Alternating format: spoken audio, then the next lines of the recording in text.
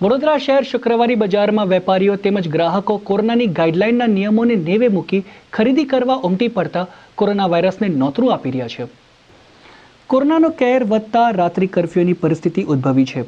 ત્યારે વડોદરાવાસીઓ હજુ પણ બિંદાસપણે શુક્રવારી બજારમાં ઉમટી પડતા કોરોના વાયરસને નોતરું આપી રહ્યા છે. આ દ્રશ્ય આવનારા દિવસોમાં વડોદરા માટે ઘાતક નીવડી શકે તેવું છે. આર્થિક પરિસ્થિતિની વાતો કરતા વેપારી અને ગ્રાહકો કોરોના ગાઈડલાઈનના નિયમોનું પાલન કરવામાં બેદરકારી રાખતા ઘાતક નીવડી શકે છે. વડોદરા શહેરમાં શુક્રવારી બજારમાં મોટાભાગે જૂનો માલસામાન કાઢી નાખવામાં આવેલી ચીજ વસ્તુઓ જેવી કે જૂની ઇલેક્ટ્રિક વસ્તુઓ, પુસ્તકો અને હાર્ડવેરનો સામાન વગેરે વેચાતો હોય છે. શુક્રવારી બજારમાં સામાન્ય રીતે ખરીદી માટે ભારે ભીડ થાય છે અને આ બજાર ભરાવાથી કોરોના સંક્રમણ ફેલાય નહીં તેને ધ્યાનમાં રાખીને છેલ્લા ઘણા મહિનાથી શુક્રવારી બજાર બંધ રહેતા લારી અને પથારાવાળાઓની હાલત કફોડી બની હતી.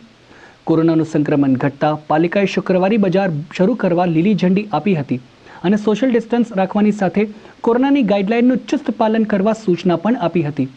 પરંતુ વેપારીઓ તેમજ ગ્રાહકો આ નિયમોને નેવે મૂકી ખરીદી કરતા નજરે ચડ્યા રહ્યા છે, જે વડોદરા શહેર માટે ખૂબ જ ચિંતાજનક બાબત છે. કોરોના વાયરસે ઉથલો મારવાનું શરૂ કર્યું છે. કોરોના કાળમાં લોકોની આવી બેદરકારી વડોદરાવાસીઓ માટે ઘાતક સાબિત થઈ શકે તેમ છે.